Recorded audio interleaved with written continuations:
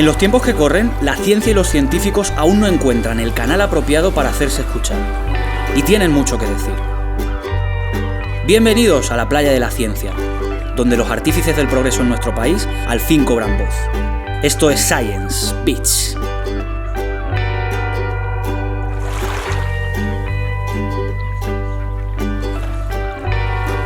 Fingiendo realidades con sombra vana, delante del deseo va la esperanza, y sus mentiras como el fénix renacen de sus cenizas.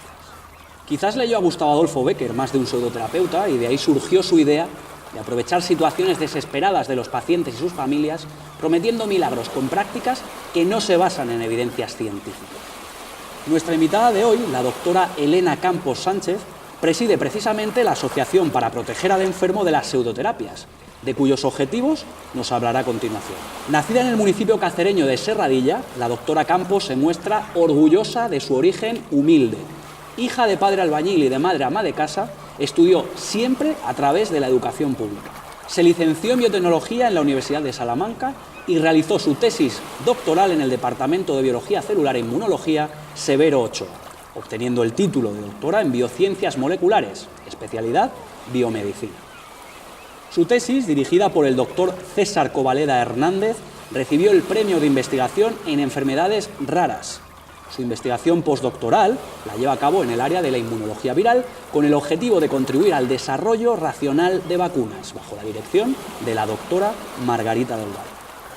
Fue becaria de la histórica Residencia de Estudiantes del CSIC, organizadora de la primera Semana de la Biotecnología en Salamanca en 2009 y colaboradora habitual en Radio Nacional de España, en el programa Entre Probetas, entre los años 2011 y 2016.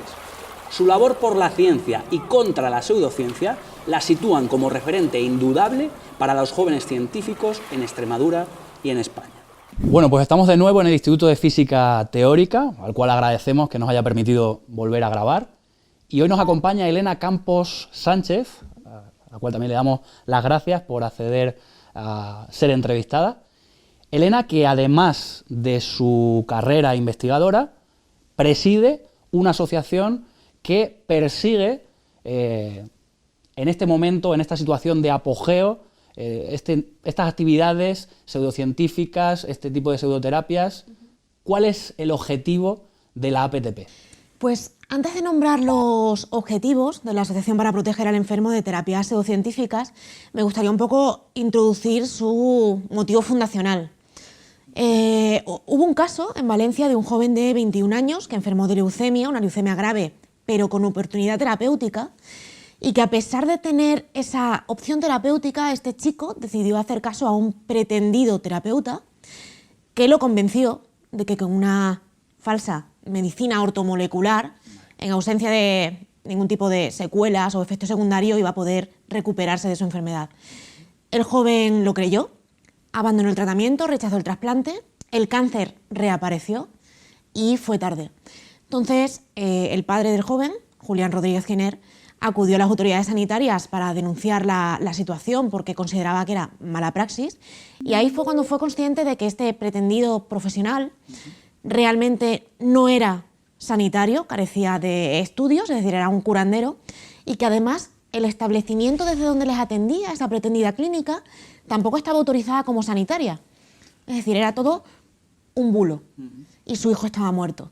Entonces, ante esta situación y un poco ante el desamparo y la frustración, decidió fundar la asociación que actualmente presido, con los objetivos de, uno, hacer cumplir la normativa vigente, evitar que los términos terapia, medicamento, terapéutico se utilicen fuera del concepto que evoca nuestra mente, es decir, que cuando hablemos de medicamento realmente lo sea y que cuando hablemos de terapia se haya demostrado que es eficaz. Y, por supuesto, que entre en el Código Penal este tipo de actividades ilícitas que arrastran vidas. ¿Y es que no existe una normativa que regule este tipo de prácticas? Pues mira, cuando se fundó la asociación pensábamos que era así, porque realmente nos sorprendía que pudiera haber establecimientos que ofreciesen terapias o actividades sanitarias sin estar habilitados legalmente para ello. Pero ¿cuál fue nuestra sorpresa cuando supimos que tenemos un Real Decreto desde 1996 que establece un marco de publicidad para actividades con finalidad sanitaria y que, por ejemplo, prohíbe los remedios secretos, las técnicas basadas en energías, el uso del amimefuncionalismo para atraer más clientes, todo esto lo prohíbe desde el 96 y no está cumpliendo. Igual que tenemos otras desde 2003 que dice que únicamente los profesionales sanitarios colegiados pueden ofrecer actividades sanitarias. Y ahí está, que podemos salir a la calle y en cualquier esquina encontramos a cualquier curandero ejerciendo. Y así podríamos seguir. Entonces, normativa hay, de hecho es bastante protectora para el consumidor paciente, pero el problema es que no se cumple ni se vela por su cumplimiento, no se persigue. ¿Podrías ponernos algún ejemplo de este tipo de prácticas y del daño que al fin y al cabo provocan a la sociedad? Pues mira, un ejemplo que viene muy al caso ahora. Recientemente, desde el Gobierno, en conjunción del Ministerio de Sanidad con el Ministerio de Ciencia, han iniciado una campaña informativa para alertar acerca de estas falsas terapias y también otro tipo de pseudociencias. Es curioso que en 2011 el Ministerio de Sanidad ya emitió un informe en que se decía de 139 técnicas que se identificaron por aquel entonces que no superaban, o sea, que no iban más allá del efecto placebo, es decir, que eran inútiles. Bueno, pues a fecha actual se ha vuelto a revisar este mismo listado y ya en un primer filtro, 73 de esas técnicas ni siquiera han intentado demostrar que valgan para algo. Y lo más doloroso es que entre ellas, por ejemplo, tenemos la medicina ortomolecular, que fue precisamente la que cuanto menos aceleró la muerte de Mario Rodríguez. No solamente esto, tenemos la hidrocolonoterapia o hidroterapia de colon, que también de alguna manera mandó a la UCI a otra enfermedad oncológica en Jaén de manos de su médico naturista y homeópata, o otras tan exóticas como el biomagnetismo, que dice que te puede curar mediante la aplicación de imanes por tu cuerpo, porque asume que las enfermedades vienen por una mala distribución del pH, que como digo, o sea, a fecha de hoy ya está definido claramente que es una pseudoterapia. No ha intentado demostrar que funciona, pero que sin embargo su creador médico, Isaac Goiz, recibió un honoris causa por la Universidad de Alcalá de Henares.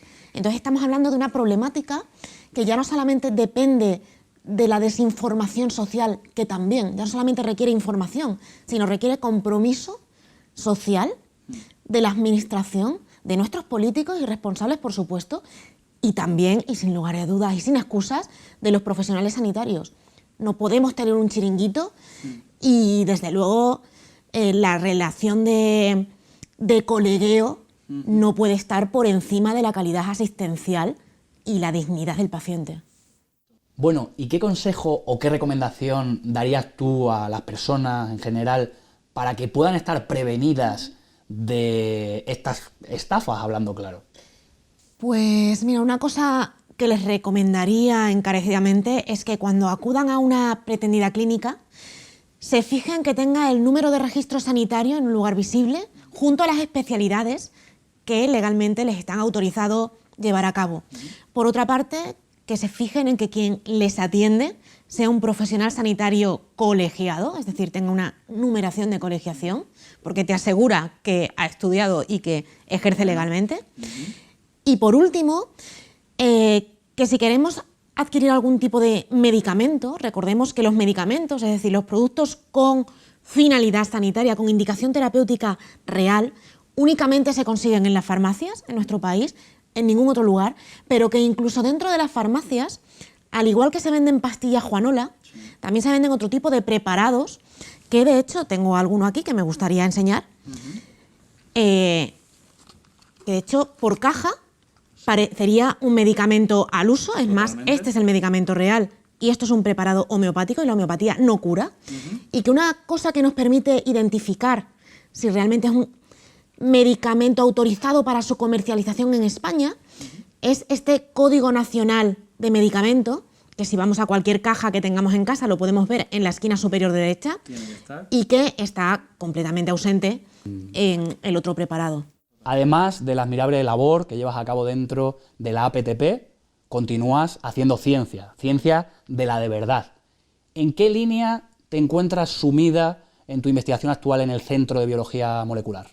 Bueno, pues actualmente andamos en algo que que bueno, para mí es muy bonito, aunque quede mal decirlo. Nosotros somos un grupo estoy en un grupo de inmunología viral, es decir, trabajamos con virus y por otra parte queremos saber más acerca de la función del sistema inmune, cómo este sistema inmune reconoce células infectadas por virus.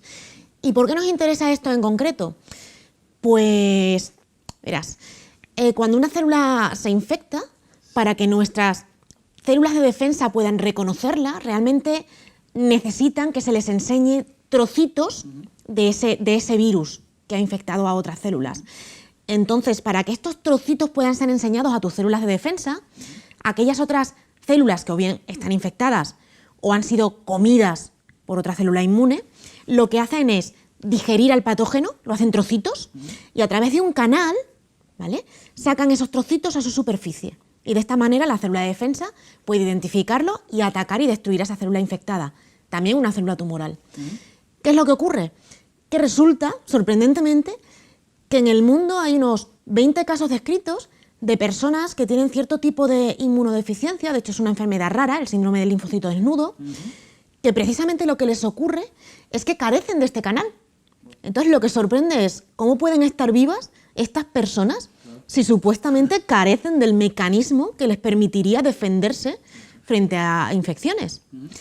Lo cual, por otra parte, te indica que tiene que haber algún tipo de vía alternativa que en una situación normal no es muy evidente, no se aprecia, pero que sin embargo en el ámbito de la patología es suficiente y además de necesaria para defenderte e incluso generar memoria inmune a largo plazo. Entonces nosotros estamos intentando dilucidar cómo se produce esa presentación alternativa a nuestras células de defensa. Y no solo esto afecta a unas 20 personas en el mundo, pero también es cierto que actualmente con la inmunoterapia, las terapias dirigidas en el cáncer, se está viendo que las células tumorales que escapan, precisamente una de las vías que tienen para el escape tumoral es precisamente atacar esta vía y destruirla. Con lo cual ya no solamente estamos hablando de 20 personas, sino que lo tendríamos que hacer extensible a una mayor población y ya nos es más cercano. Es decir, que estudiar una enfermedad rara no es algo inútil, sino que básicamente te puede dar las herramientas para comprender el desarrollo de otras patologías que sean masivas. Previamente a tu etapa postdoctoral, llevaste a cabo una tesis donde tenía un peso importante, una enfermedad rara que afectaba a un número muy reducido de personas, el síndrome de Wolff-Hirschhorn. Efectivamente. ¿Podrías contarnos un poco los hallazgos que obtuvisteis? Introduzcamos un poco el síndrome de Wolff-Hirschhorn. Efectivamente es una enfermedad rara, afecta a uno entre 2.000 y 5.000 pacientes, más a los varones que a las mujeres, aún no sabemos muy bien por qué.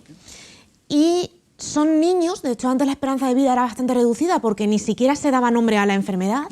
Son niños que nacen con retraso mental, retraso en el desarrollo, sufren convulsiones de tipo epiléptico, muchas a lo largo del día, pueden sufrir entre 20 y 30.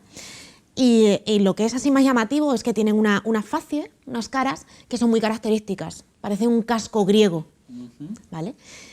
Y antes de entrar a lo que realmente encontramos como hallazgos en nuestras investigaciones, sí que me gustaría resaltar que hubo una familia española en Canarias que básicamente diagnosticó a su hija viendo estas imágenes por televisión.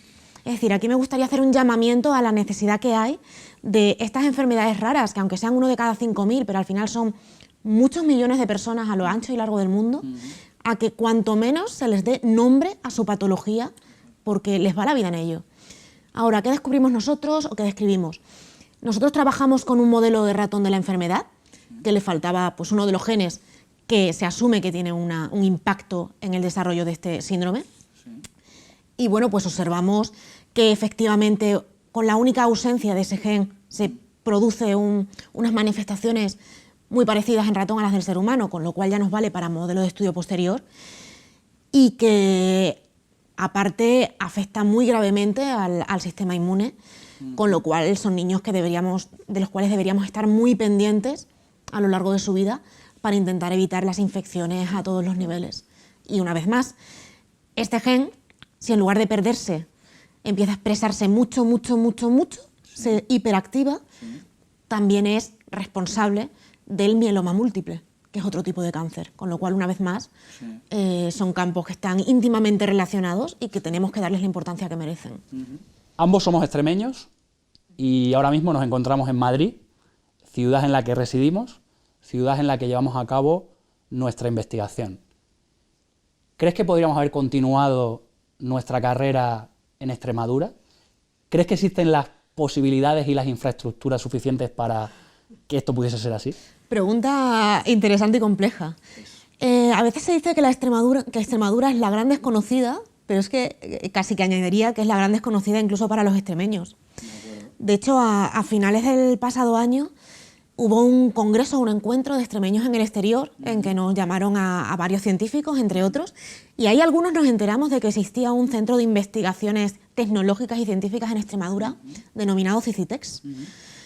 Entonces, si ni siquiera los extremeños somos conscientes de que algo de ciencia se intenta hacer en Extremadura, es imposible ya simplemente que nos podamos retener, quedar, o siquiera plantear volver o hacer algo. Es imposible.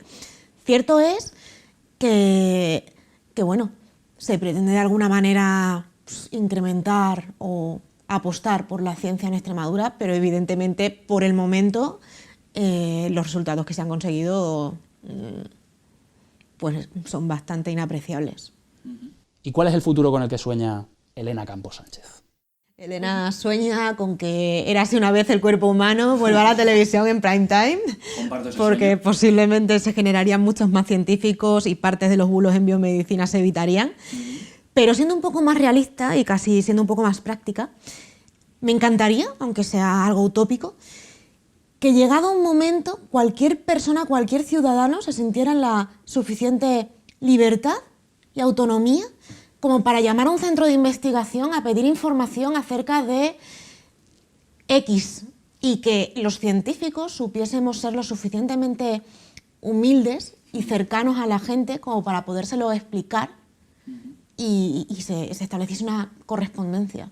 O sea, creo que la ciencia no solamente se hace en el bench, no solamente se hace en nuestras pollatas, sino que, al igual que se nos paga mediante impuestos de la ciudadanía, esa ciudadanía tiene los mismos derechos y nosotros las mismas obligaciones de devolverles el conocimiento que gracias a ellos estamos generando. Y que solamente así se puede valorar lo que hacemos realmente. Pues me suscribo a este sueño y te agradezco muchísimo tu presencia aquí en Science Beach. Muchas gracias, Elena. Muchas gracias a ti. Un dramático caso con un trágico desenlace fue el motivo por el que nació la APTP, que protege y defiende a los enfermos y que persigue actividades ilícitas que se llevan vidas. Sorprende que las normativas contra estas prácticas ya existan, pero se necesita que se apliquen con rigor y con contundencia. Las recomendaciones de la doctora Campos: confiar en clínicas con número de registro sanitario, profesionales con número de colegiado y medicamentos con código, y no en técnicas prometedoras con nombres rimbombantes tales como el biomagnetismo o la hidroterapia de colon, que no se basan en la evidencia científica. También nos habló de ciencia real, de cómo el foco también debe dirigirse a las enfermedades raras, que además pueden acabar dando claves para comprender otras mucho más conocidas. Extremadura, ay, nos duele Extremadura y que ni siquiera los extremeños conozcamos qué se hace en nuestra tierra. Se necesita apostar por la ciencia y que estas apuestas se visibilicen y resuenen, no solo en la región, sino en el país. El sueño de Elena es compartido por muchos de nosotros, que la distancia entre los científicos y los ciudadanos se acorte y que de la mano podamos caminar juntos hacia un futuro mejor. Con personas como ella, que luchan ya no solo por investigar, sino por informar y hacer llegar la ciencia veraz a las personas, este futuro parece posible.